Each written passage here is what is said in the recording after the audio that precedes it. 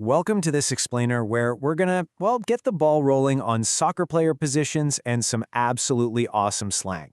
Whether you're a brand new fan trying to decode the commentary, or you just kind of want to sound like a seasoned pro the next time you're watching a match with your friends, you are in the exact right place. We're using the World Cup English playbook today to break down the basics. So grab a seat, focus in, and let's get the ball rolling. Which, by the way, is just a great little colloquial phrase that means let's start. All right, here's our playbook for today. We'll start with strikers and hat tricks, move into defenders and clean sheets, then hit keepers and amazing saves. After that, we'll pull it all together with story time, the match, and finally do a quick vocabulary review. Section 1. Strikers and hat tricks. Let's dive right in. So, a striker's primary objective on the pitch is to score. That's it. Whenever you see a player pushing forward, constantly eyeing the opponent's net like a hawk, you're almost certainly watching a striker. And hey, here's a fun little visual clue for you. These players usually rock the number 9 or the number 10 on the back of their jerseys. They are literally the tip of the spear for their team's offense. Now, this brings us to a brilliantly fun slang phrase, hat trick. A hat trick is the amazing, honestly mind-blowing feat of one striker scoring 3 goals in a single game. I mean, think about how tough it is to score just 1 goal in a professional match. Scoring 3 times? That's a massive accomplishment. If you hear a commentator scream, "The striker scored a hat trick, 3 goals," you absolutely know you're witnessing something incredibly special. And when a striker really does their job, you might hear the phrase, bangs it in. This simply means to kick the ball incredibly hard right into the net. We're not talking about a soft, delicate little tap here. It's a powerful, forceful shot.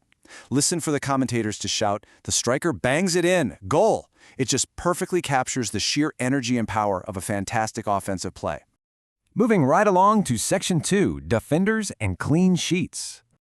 The crucial thing to understand here is the total contrast in mindset. While the striker is all about going forward, attacking, and putting points on the board, the defender has the exact opposite goal.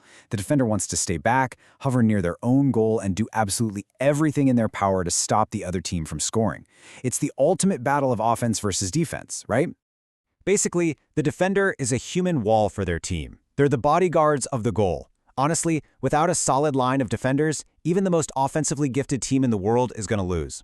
They have to be tough, they have to be highly strategic, and they need to constantly anticipate what those tricky strikers are going to try next. Now, an absolutely iconic piece of slang for this position is the clean sheet. Keeping a clean sheet is the ultimate defensive goal. It means allowing exactly 0 goals against your team for the entire match. Think of the scoreboard like a pristine, blank piece of paper. If the opponent scores nothing, that paper stays perfectly clean.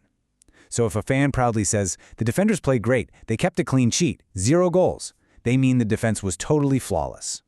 And, to keep that beautiful clean sheet, defenders frequently have to execute what's called a tackle. Now, if you're familiar with American football, totally erase that image from your mind right now. In soccer, a tackle means using your feet to expertly swipe the ball right away from the striker. It's a precision move. When the announcer says the defender makes a tackle, it means they successfully killed the attack. All right, on to Section 3, keepers and amazing saves. Meet the goalkeeper, or just the keeper, for short. This is a big one. They are the only player on the entire pitch legally allowed to catch the ball with their hands.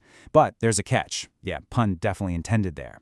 They can only use their hands inside the penalty box, which is that large rectangular area right around their own net. The second they step outside that box, boom, they have to use their feet just like everybody else. They even wear a different colored jersey, so the referee always knows exactly who has this special hand-using privilege.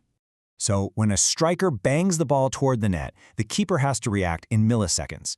If they jump and catch or deflect a super hard shot, fans are going to enthusiastically shout our next slang phrase, "What a save!"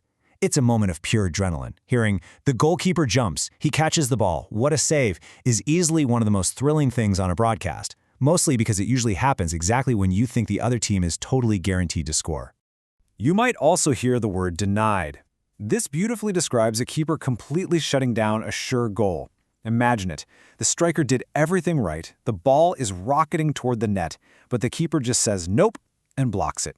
Saying he denied the striker is just a really colorful, dramatic way to highlight how crucial a keeper's reflexes are to keeping that clean sheet intact. But sometimes, despite everyone's absolute best efforts, things just go terribly, terribly wrong. resulting in a very sad mistake known as an own goal. This happens when a player, usually a defender who's just desperately trying to clear the ball away, accidentally kicks it into their own net. And yes, it counts as a real point for the opposing team. It is absolutely heartbreaking. You'll hear the whole stadium groan, "Oh no, an own goal!" It's pretty much every defender and keeper's absolute worst nightmare. Okay, let's put it all together in Section 4, Story Time, the match. Just picture this game in your head for a second. Step 1. The striker, who already has 2 goals, sprints fast and shoots hard, gunning for that legendary hat trick. Step 2. But wow, the keeper reacts perfectly and makes a great save. The fans go wild, screaming, "What a save!" Step 3.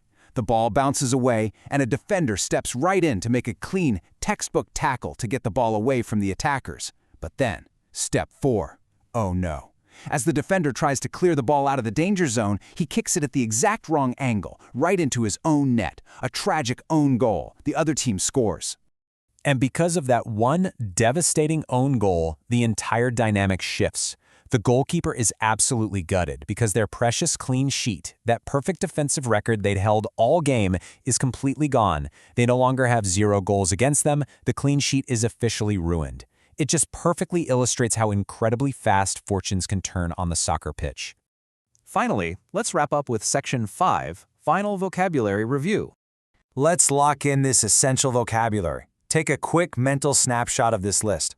We've got the striker attacking the net, the hat trick for scoring 3 goals, the defender acting as a human wall, the clean sheet for allowing 0 goals, the goalkeeper catching with their hands, and the tragic own goal. You, my friend, officially know the core playbook. So, now that you're fully armed with these essential words, I've got a challenge for you. Are you ready to actually understand the commentary and chat effortlessly with fans during the next big game? I want you to turn on a match this week and just actively listen. How many times do you hear the announcers praise a clean sheet or completely lose their minds over a hat trick? By understanding these terms, you aren't just passively watching anymore. You are truly speaking the language of the game. Thanks so much for joining me on this explainer, and until next time, keep the ball rolling.